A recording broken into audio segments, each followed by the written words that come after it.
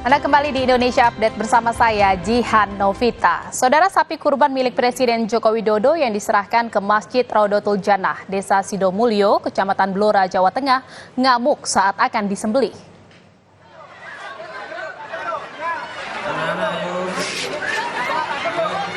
Peristiwa itu terjadi saat panitia kurban mengikat sapi milik Presiden Jokowi untuk disembelih.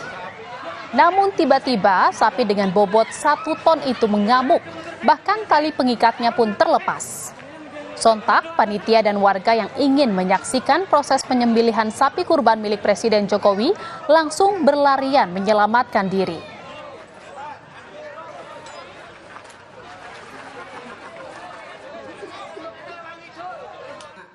Menyampaikan terima kasih yang pertama kepada Bapak Presiden atas sapi korbannya ini yang lengkap, dan juga kepada Bapak Gubernur, Pak Sekda, jajaran atas bantuannya senilai 120 juta ya tadi ya, berupa rumah tidak layak huni 60 juta dan Basnas untuk sembako senilai 60 juta. Semoga manfaat untuk masyarakat Sidomulyo, Banjarjogo.